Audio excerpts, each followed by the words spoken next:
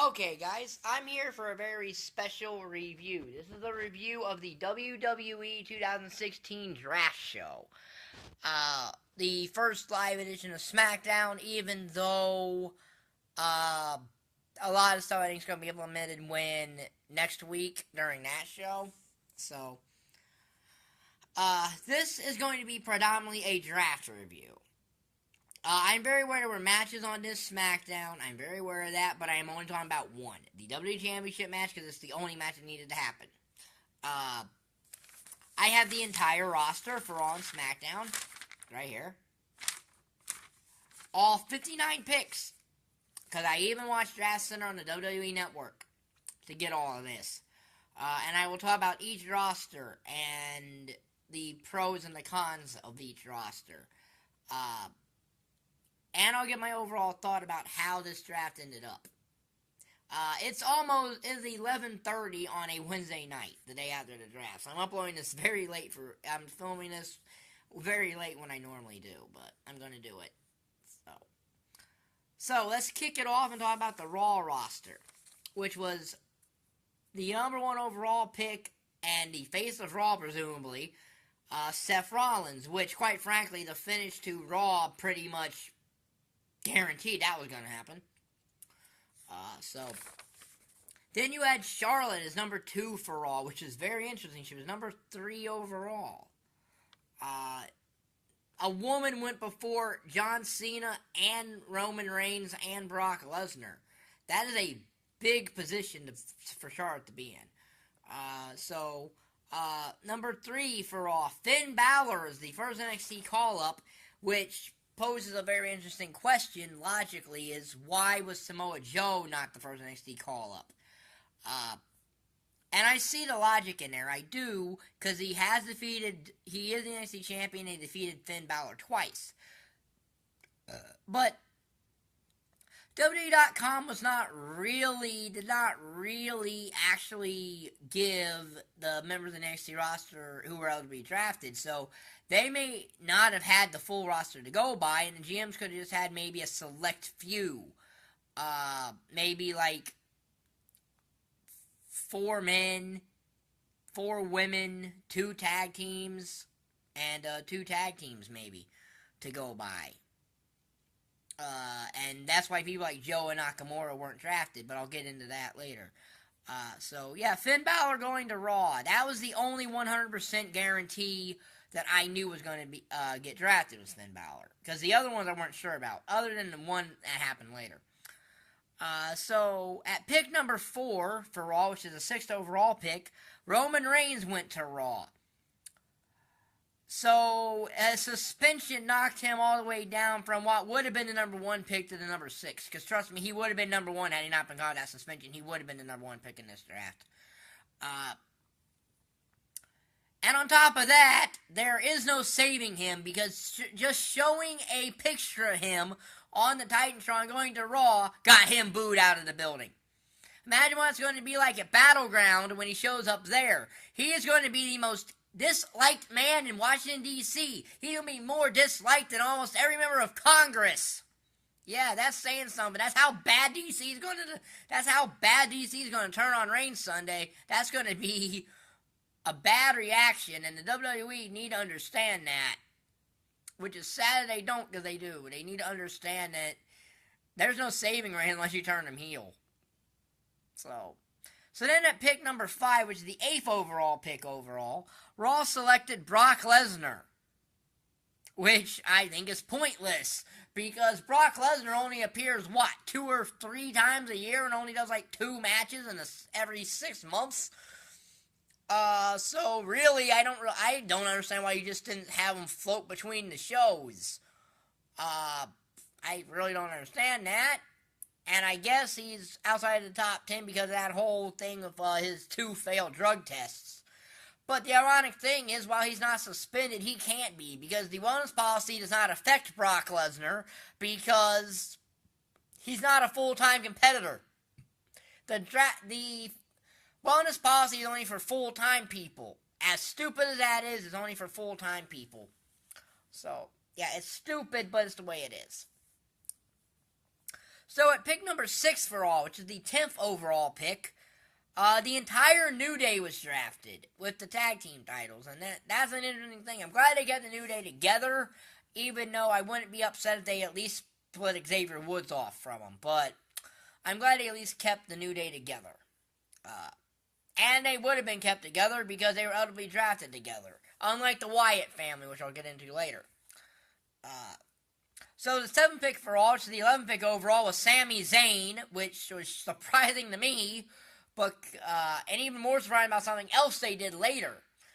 Sami Zayn is going to Raw, which, well, the Cruiserweights are going to be there. He is a Cruiserweight, so that helps that future division, because it ain't happening now that the Cruiserweight Classic is over. But, you know, he went higher than Kevin Owens, though, which didn't sit well with Kevin Owens, character-wise. So, nah.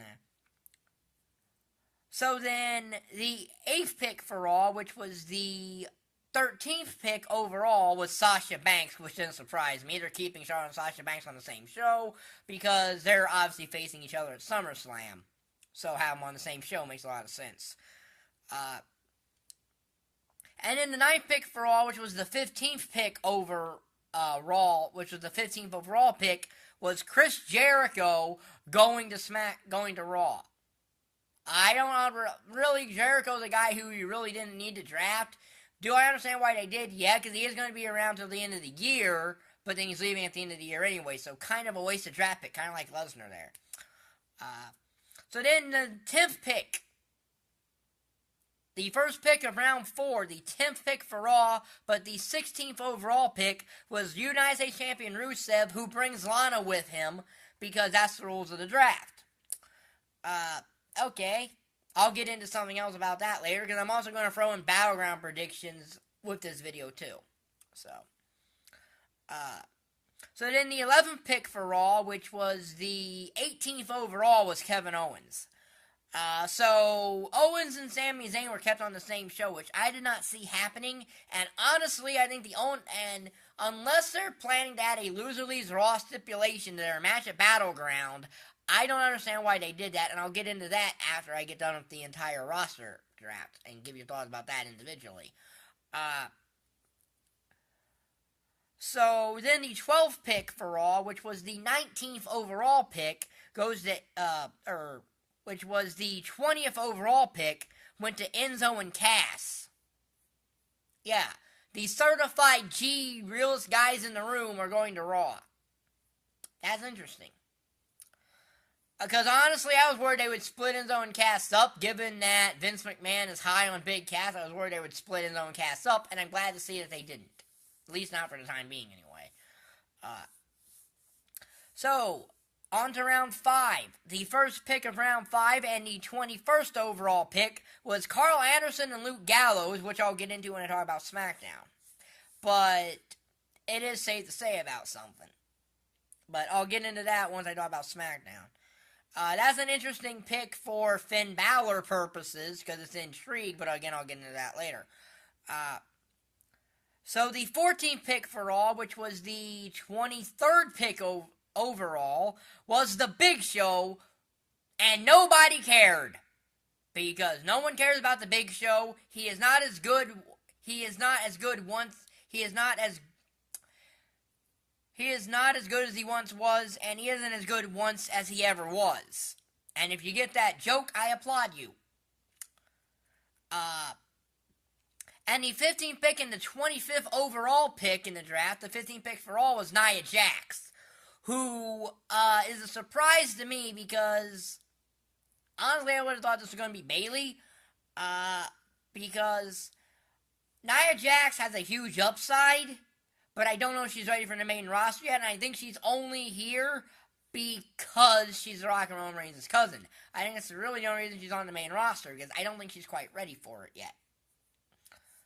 So, then, pick 16 for Raw, and the 26th overall pick was Neville, who goes to Raw, Neville coming back from injury. That's interesting. He's clearly going to be the face of the Cruiserweight division when that comes back, when that's officially there, after the Cruiserweight Classic is done. The 17th pick and the 28th overall pick that went to Raw was Cesaro. So the Big Show was better than Cesaro in the minds of Mick Foley and Stephanie McMahon. The Big Show, who no one cares about and is not cared about for the better half of 5.5 years, who no one has cared about for quite a while, means more than Cesaro does. That's sad, and this is why I think he would have benefited from SmackDown. And the final pick for Raw, which was the 30th overall pick, was Sheamus. Now, that was the televised picks for Raw. Now I'm going to talk about the televised of SmackDown, and I'll get to that W Network thing. The first overall pick for SmackDown, which was the first pick for SmackDown was the second overall, was Dean Ambrose, the WWE Champion as of now. That made a lot of sense because you're clearly going to want the champion on your show, and if Stephanie didn't want to do it, then Shane would. And from a storyline purpose, this made a lot of sense because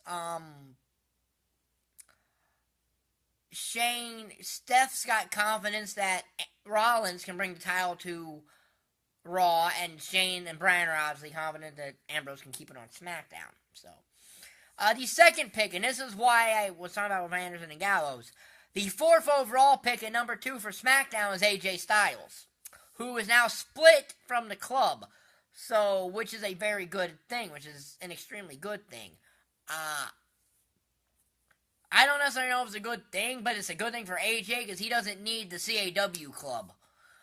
And I mean, no disrespect to Anderson and Gallows when I say that, but they are literally generic CAWs on WWE 2K16 that you can use a generic palette and make them just fine. So, yeah, no disrespect to them, but they are the CAW club. Let's be quite honest about that. So the third pick for SmackDown and the 7th overall pick was John Cena going to SmackDown. And breaking news! John Cena has been on SmackDown for more than 2.5 hours. That is breaking news. Yeah, John Cena going to SmackDown was expected.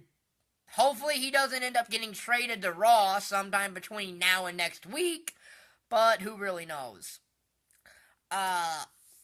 So the 4th SmackDown pick and the 9th overall pick was Randy Orton going to SmackDown. So Cena and Orton are on the same show. Oh joy! That means the potential of Randy Orton versus John Cena feud number 1,500,000.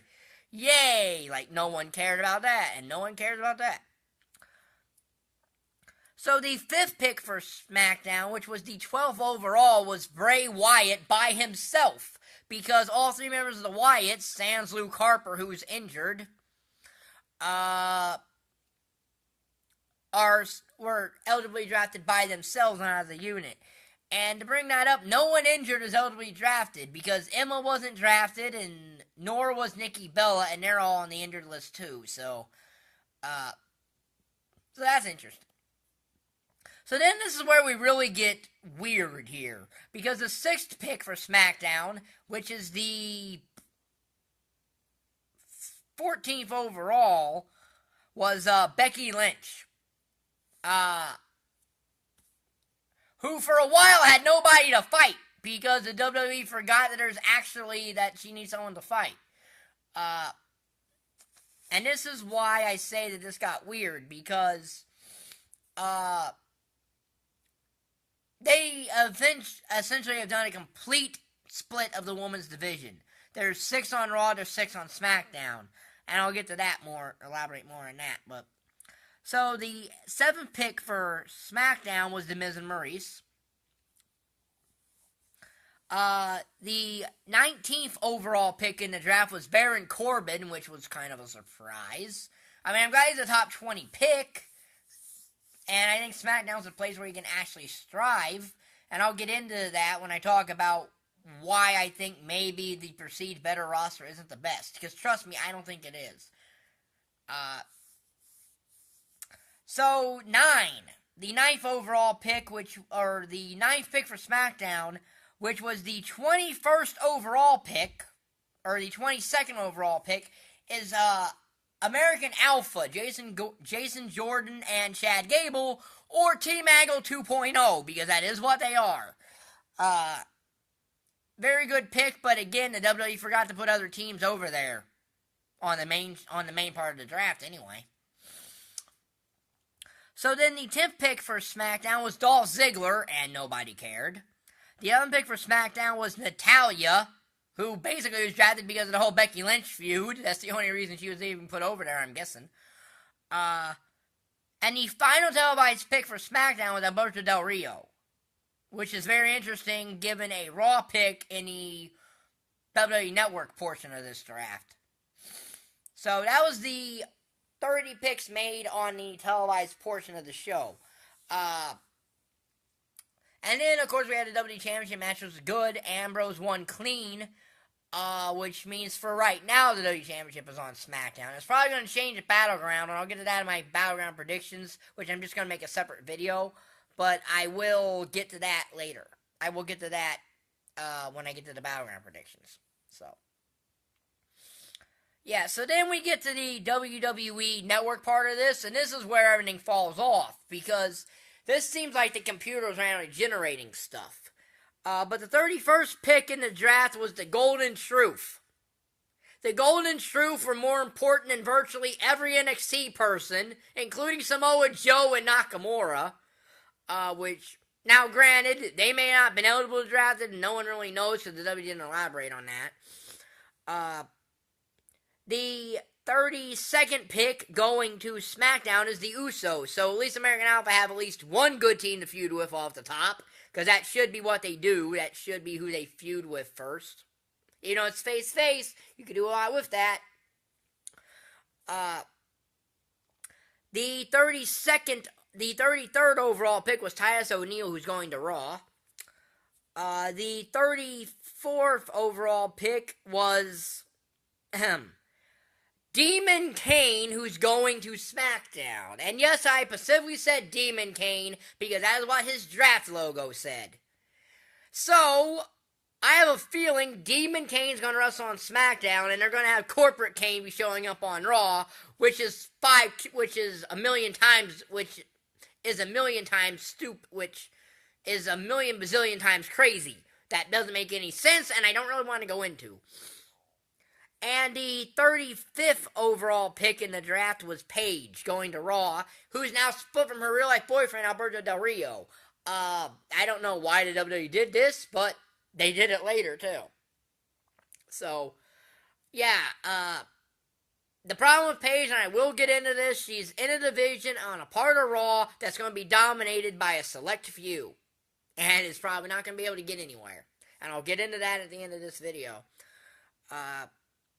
So, the 22nd pick for Raw, which was the 36th overall pick, is Darren Young with Bob Backlund, who's going to Raw. I would have kept him on SmackDown, since that's where the IC title is, and this makes Shane Dan Brown look other stupid, because now you have a guarantee of The Miz with the IC title, that now is not a guarantee because of the match at Battleground.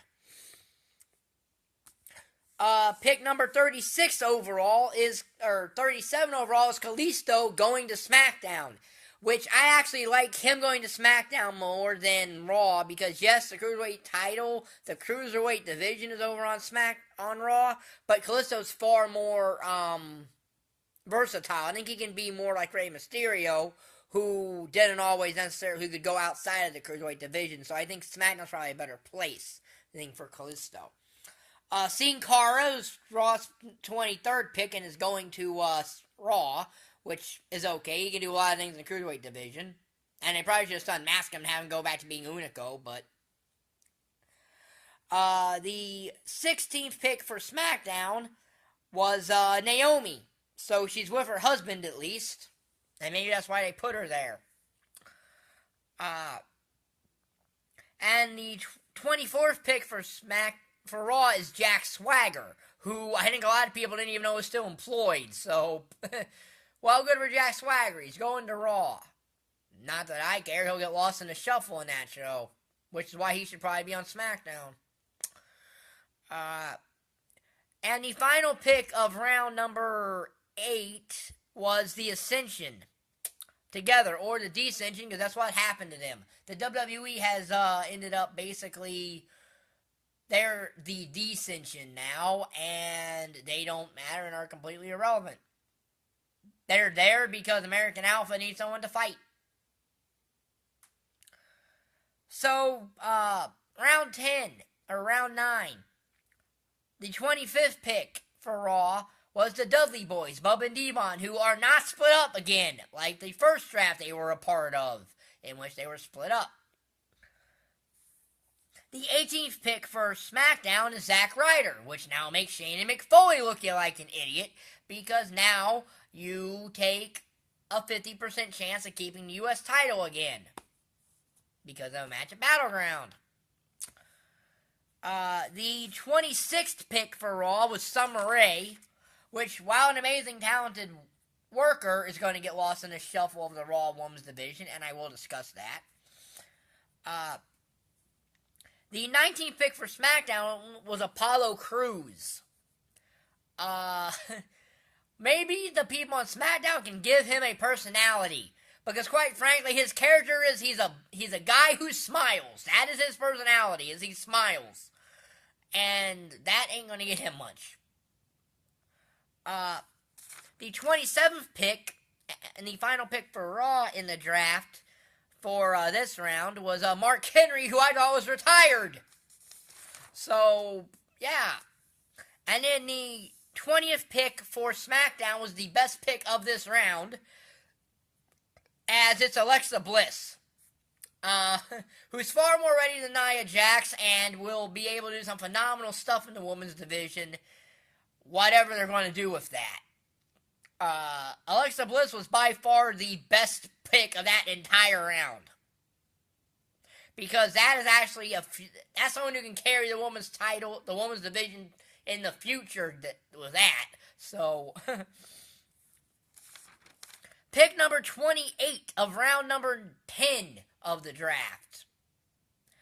Braun Strowman goes to Raw by himself. Okay, I have no idea what he's going to do over there by himself without Bray Wyatt around. And honestly, I'll get into this with another SmackDown pick. If you're going to do that, I'll get into something later, but when I talk about the next pick. The 21st pick for SmackDown was Breezango, who, quite frankly, the only reason they're together, as good and entertaining as they are, at least to keep them from being fired. But again, Raw has a better tag division. So pick number 29, which was 50 overall, by the way, is Bo Dallas going to Raw. Not that I care, because I don't think the social outcasts matter at all, especially at the end of the draft, which I'll definitely touch for about a second on. Then we get to what was by far probably the most useless pick of that round, as with pick number 22 of that round, or 22 for SmackDown, Eva Marie goes to SmackDown. And no one cares, because Eva Marie is X-Pac heat. She's got that get off my TV heat going on with her. And she's not good. That's the weakest part of the women's division on SmackDown. So the first pick of the final round, the round 11. The last pick of round 10 for Raw is the Shining Stars. Yes, Primo and Epico, who really have had one lackluster match and have done nothing but cut vignettes. So you get to see them cut vignettes exclusively on Raw, because that's all they've been doing. And unless they bring Carlito back, that's all they're going to be doing. So, because unless they bring Carlito back, that's all the Shining Stars are going to be doing, is cutting vignettes. So pick 20... Oh, I also forgot that the Vaudevillains went in the previous round to SmackDown. So the 24th pick for SmackDown is Eric Rowan going to SmackDown, staying with Bray Wyatt. This is what I would have preferred you just put him with Braun Strowman, because quite frankly, those two need each other. Because Bray Wyatt, for this to work for him and get him any good, needs to be by himself without these two idiots, without these two guys that are going to go nowhere by themselves. Well, Strowman has potential, he's just green as grass, and Eric Rowan just plain flat out sucks. So, Eric Rowan just plain flat out sucks, so they're in a rock and a hard place with him. So, pick number on to round 11. Or, we're in round 11. I don't remember. This is confusing. Anyway, the 31st pick of Raw was Alicia Fox, who I don't think anyone even knew was employed. The 25th pick for SmackDown was Mojo Rawley. He's the second to last pick, by the way, for SmackDown. And he's going to SmackDown probably to relive his tag team with Zack Ryder, the Hype Bros. Dana Brooke went to Raw, which isn't a surprise. 33, which was 58 overall, goes to Curtis Axel, the other. And the final pick of the draft is Carmella, who's going to SmackDown to be separated from her real-life boyfriend, Big Cass. Interesting. And Heath Slater was undrafted, which is funny and sad, because Heath Slater is not... if you were going to leave anybody undrafted, have be someone that the general manager would generally want a bidding war over to make an entertaining story out of it. It ain't that. So, why do I think that's the better roster? Well, here's the thing. Raw has the better roster, but SmackDown has the better feud ideas. Because Raw is a situation where a lot of the rivalries you're going to be doing for a while until NXT call-ups happen there are going to get old. Because obviously Reigns and Rollins are going to be fighting over the title. Because once I do my Battleground predictions, that title is going to Raw. They're going to be fighting over that. Kevin Owens and Sami Zayn are not going to go anywhere on that show. Which is why I think the only reason for drafting them is to have, like I said, that loser leaves Raw match. Because they're not going to go anywhere on that show. Because they need to... if they don't have anything for him to do, they're just going to keep back going to them again, and we turn into a new Cena-Orton rivalry with those two.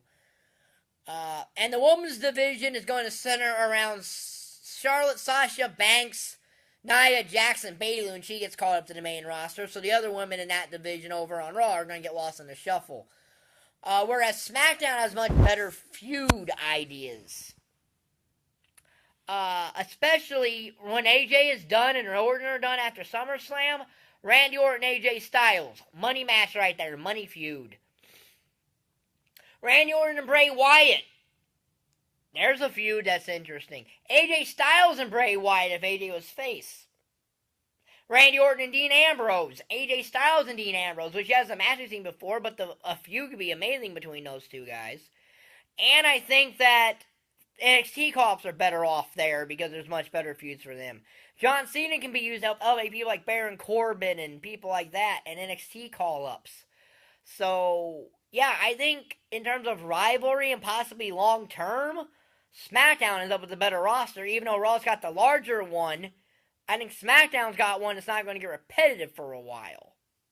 Plus, again, you got American Alpha to SmackDown. You can put Kurt Angle with them, reform Team Angle, and while you're at it, keep Kurt Angle as a part-time guy, not wrestling every time, not having a full-time schedule, and even you have good feuds there. Him and Bray Wyatt could be a great feud, possibly if you were to bring Kurt Angle back to manage American Alpha. Him and Bray Wyatt, could be a very interesting feud. That's the only one off the top of my head right now, but there are other ones, Angle and Bray Wyatt, Team Angle in general against the Wyatt family if Luke Harper came back. That's Angle and American Alpha. So there are stuff you could do even with Kurt Angle. Austin Aries, I think, fits better over on SmackDown because there's better feuds for him. Because, in my opinion, the success of this brand is going to depend on what NXT call-ups they put where. And that's what's going to make this or break it, is the NXT call-ups and where they put the NXT call-ups. So, after Back to Brooklyn, I'm sure there's going to be more after Back to Brooklyn. Because if she's not Sasha Banks, the mystery partner at TakeOver, Bayley ends up on the main roster after Back to Brooklyn. So, yeah. That's my thoughts on the WWE Draft of 2016. If you like the video, like button is down there, subscribe button is down there, and thank you for watching. Bye.